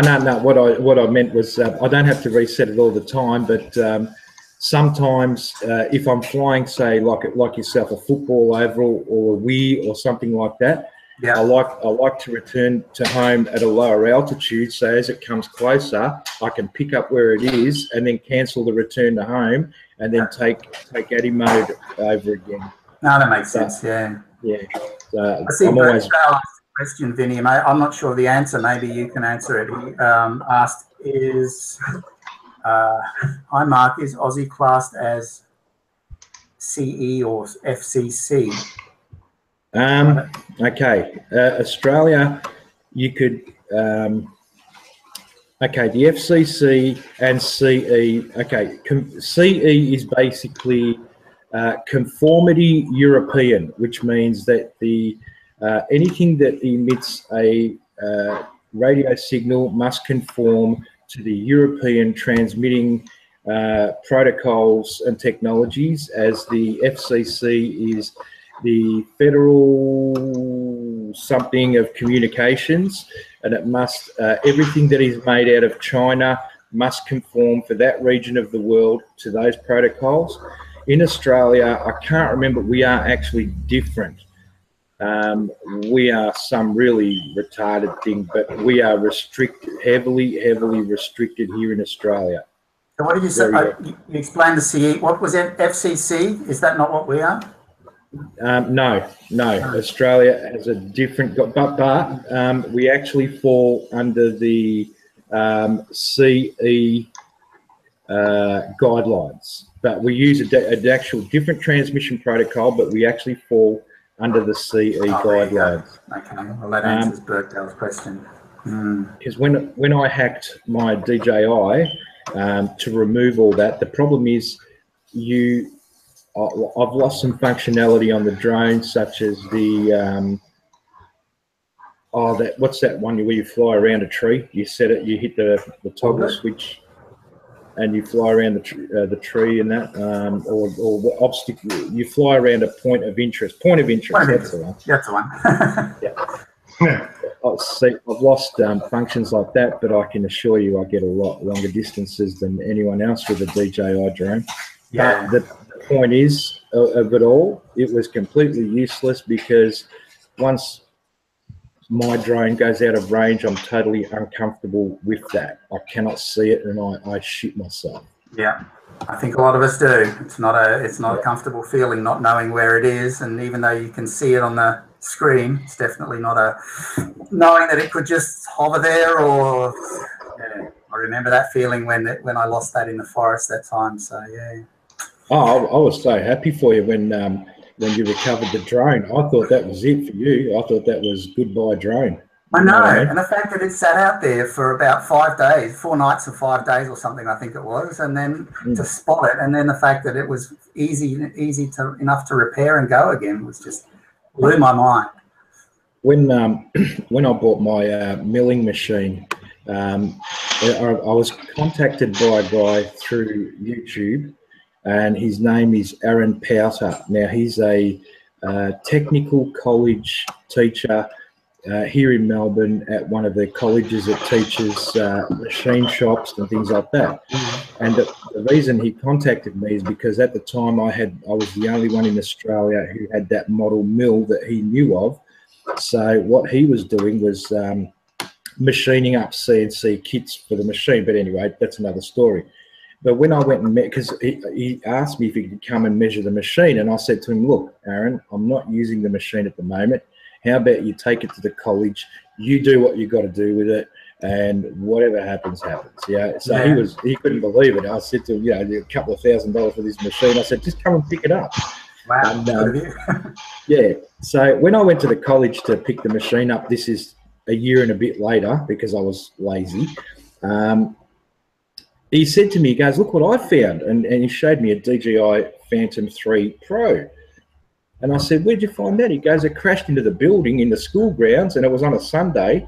And I said, oh, well, I said, keep it. Yeah, because he actually is part of the reason he's into machining. He's part of the, I can't remember, some remote control club in Victoria that flies helicopters. And I'm talking large-scale remote helicopters. And so what he did, he needed a few parts for well, he took the SD card out of the drone, he downloaded it to his computer, and what it was, the reason this drone was flying so low is because this guy was going around flying and looking in people's backyards and that. So so he thought, well, this guy doesn't deserve his drone back, so he needed some new helicopter parts, so he put the drone on eBay and bought some new helicopter parts. Nice. Well, that'll teach silly bugger with the quad for trying to spy on people. None of us need that bloody. You know, our reputations aren't damaged any worse than they already are. That's for sure. Yeah, that's right. I mean, you know, I try to fly in places where I'm not going to dishevel anyone, you know? Yeah, absolutely. When I was flying at the dam on Thursday, there was a family up there at the top of the dam having a look over, and I was so aware when I was flying, constantly aware of their presence, and, you know, making sure I was well outside the 30 meters. And there's always, that's, you know, it's kind of like when you're a teacher, always being aware of doing the right thing by, with male being, as you guys would know, I used to be a school teacher, and it was always like, don't ever leave yourself alone with one student because you're so afraid of what could happen or what you could be accused of. And same as with drone flying, don't ever get closer to people than you need. You know, it's legal, and that you stay even more further away than 30 meters if you can in Australia anyway. Yeah, it's like people will see someone with a cell phone in their hand filming and they won't give a shit. But the minute they see a drone and all it's doing is filming scenery or something, they're so paranoid. I know. I don't know what the deal is there. I've actually just gone and ordered. In fact, it was Moz. Thank you, Moz, if you're still here. He put me onto it. I ordered a new set of business cards to take with me on every flight. And if anyone ever approaches me to say, you know, that they've got issues with me, first thing I want to do is give them my YouTube channel and my contact details and say, look, you know, I'm not afraid of you knowing who I am, how to contact me, because I know that I'm doing the right thing. You know, there you go. And who knows, you might end up getting a couple more subscribers out of it anyway. Anyway, guys, I hate to love and leave you, but I've got to go right now. So thank you for having me on the chat. It was great, and Much I hope appreciated. Thank you for joining us. Thanks, I mate. subscribe no to your problem. channel. No problems. I've subscribed. Yeah, I did that already. Back to you. Good on you. Thanks, Okay. Vince. Cheers, mate. See you guys. If anybody else on the chat here would like to join Richard and I think I'll be here for probably another half hour or so. That sounds good. Movie night for the fam. I was going to say, Richard, I'm sure it's probably getting into the time where you need you'll be called to dinner or something soon, I imagine. I got about 30 minutes. I'm to the good, so we good. So anybody that wants to join, to join, let Mark could do his magic. Magic Mark. NPR says business cards are a good idea. Yeah, they really are. And Moz put me onto Vistaprint. For any of you who aren't, it's $10 for 250 cards. You know, it's going to take you a while to go through 250 cards. That's $10 Australian. So I don't know how cheap you can get them over there, Richard. But cool. Yeah. Scott, you got your license, buddy? You showed him your driver's license. Oh, your driver's license? I thought maybe Scott hasn't got a 107.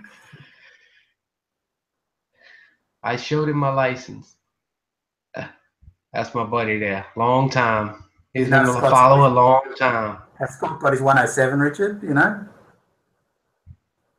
Say that again? I said, has Scott got his part 107? Oh, 107. I don't know. That's what I'm asking. I'm sure he'll answer us in a minute. Magnets are better than cards, says the painter. Okay, I assume that's because you're suggesting that when people take them, they can stick them on their fridge and remind them of who you are. Maybe, I don't know. I know magnets are probably going to be a little bit more expensive than cards. Scott has got his 107. That's good, buddy. Excellent. Well, yeah, if you've got your 107, if I had my equivalent over here in Australia, I would be showing them that as well, but not yet. Scott, I'm gonna be asking you about that. I'm gonna be I'll message you on that 107's license. Yeah, pick his brains, Richard. You might want to think about getting your own. Yeah, because he got me my insurance on my drone from State Farm. I only pay $60 a year, and it's $1,800 of coverage. Wow, that's so pretty can't good. go wrong.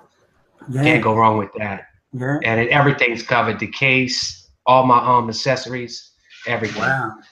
If it's crashed, if it's stolen, it's all covered. So does anybody in Australia who's listening have an insurance recommendation for the rest of us? I don't have insurance on mine, I must admit. I think it's probably covered under household insurance while it's in the house, but not while it's flying. Yeah. Matter of fact, Scott's the one that turned me on to the insurance. So I'll probably be taking his advice on this license here.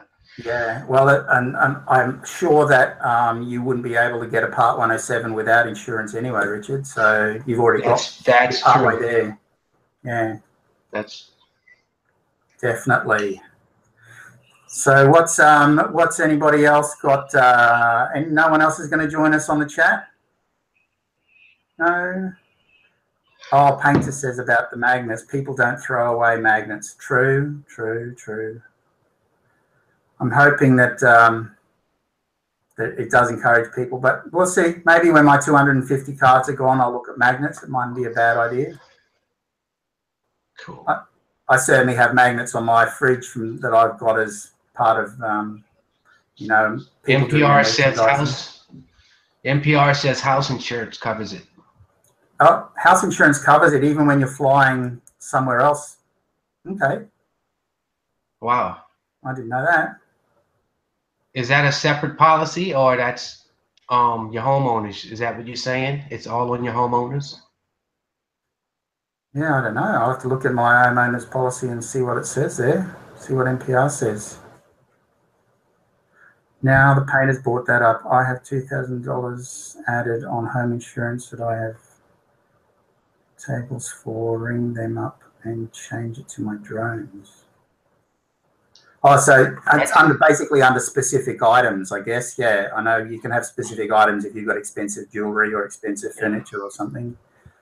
Yeah. That's actually a good idea, Burksdale. Put a bumper stick on your car with your YouTube channel link. Yep. Your channel mark. That's a great idea. That is a good idea. There's quite a few people I know, including Chopper's Rule 1 from Townsville here. He actually swaps stickers with a lot of his other YouTube friends. So he puts his sticker and other people's stickers on his bumper. I don't know how much views it gets, but it would be good if we, swapped each other's stickers around the place. I've never really looked that would be great. Anything to get you a bit more known. That's why I've got those T-shirts. I've started doing that T-shirt thing. I've only just created those T-shirts this week. So I have to start promoting those a little bit. I'm using a company called Spreadshirt. Basically, it's Spreadshirt. They've got an Aussie arm, so it's spreadshirt.com.au over here. But I know you guys have got it over there, Richard. Yeah.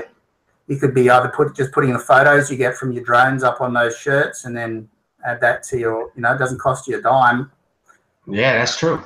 And then just have your link down in the description of every video you upload. You never know whether. But then again, we come back to that same old thing. Does that mean you're actually breaching the law by having money from your drone? It always comes back to that. Doesn't it? Yes. You know what I wanted to ask you? You had told me that you had one of the I don't know, it was a senator or something, and did she ever get in trouble for flying her drone by the apartment? Did you know which one I'm talking about? Yeah, I know exactly who you're talking about. Pauline Hanson. She flew. She was a senator, and she flew a Mavic here in Townsville, and that was all over the news. But nothing was ever mentioned in the media about whether she got fined. So I would imagine she didn't get fined. I would say her people have just swept it under the carpet, and she deserves to have been fined. Oh man. Yeah. It's all right for little people like me, but once you get famous and you've got some power, you can pull strings and avoid it. Yeah. Burksdale, you had a person steal your drone video last week? What, did they download it and then upload it on their own channel, Burksdale? With YouTube downloader, huh? Yeah, probably use that. That's right, that one that That's right. I put you onto the other day. Yeah, you can't edit off of that though, right? Because once the video's done, you can't really edit. If you download it, you can then just pull it into your editing software. Right. And then just edit it at will, like you would edit your own videos. I didn't think you could break up the video. I thought you could just add. You can add to it. I mean, I don't think you can break it. You can break it up. Oh, you can? Yeah, you can just chop it up into pieces and use little bits of it. So. Okay. Yeah, that's whenever I've only done a couple of shout out videos, but each time I've just downloaded a video from somebody and then chopped out a small 5-10 second segment of it to show as an example. Yeah. Well, that's really messed up, man. He took he uploaded as his video and said it was his, huh? Bummer. The nerve. Yeah, sometimes I think it'd be a good idea to put your, like have a watermark on each of your videos, or at least your name down in the corner or something. I do it occasionally, but that sucks. Wow. Real estate agents are bad for stealing. Oh, okay. Well, I haven't stolen any of mine yet that I'm aware of. And I preface that because they could have done it and I wouldn't know what I was doing. Yeah, it's a bummer. That's one of the downsides. There's always scumbags around on YouTube. Burksdale, I sent a message, but no response from him. Oh, okay. I wonder why. Golf course video stolen and broken up. Oh. Yeah, it's maybe that's some of the one of the benefits of having that super chat stuff, that only people who pay for it can use it and see it. But I don't want to do that. So I work construction. What's he saying? I work construction. I video new estates. Oh yeah, and new estate owners would love to have video footage for free, I'm sure. Absolutely. Yeah. Anytime you go to a new estate, the painter, you should go straight to the bosses and say, "Hey, I'm a droner. Here's my card. If you're interested in me flying, you know, let's see $500 on the table or something." That's right.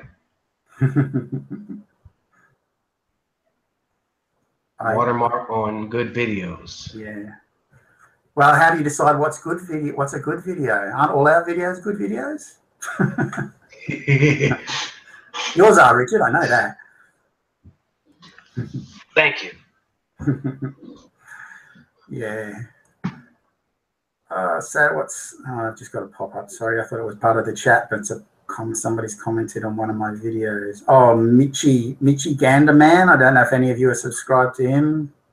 He's just started a live chat, so I'm going to wind mine up. But well, actually, I might wind it up very soon because I've been on for 2 hours. Believe it or not. Where does the time go when you're having fun? Wow. Yes. All right. Yeah. I might call that a day, Richard. Thank you so much for coming on, my friend. Thank you for having me, my friend, and I'm sure we'll do many more. Just trying to get that schedule in there is a little tricky there. Well, so you can now that you've got the gist of it, maybe you can do one and you can set the time, and then I'll have to come work around your schedule. Well, then that means you're gonna have to bring all your subscribers over. Oh, yeah, I can. Well, that's right. I exactly can. You tell me the time, and I'll let them know beforehand to come join us. Yeah. I want to thank all the viewers, and everybody subscribe to each other. Yep. And thanks for taking the time out and coming to join us there. I want to thank y'all for that. Yeah, I reiterate what Richard says. Yeah, we do appreciate it, and we know that most of you subscribe to each other, and if you're not, definitely do so.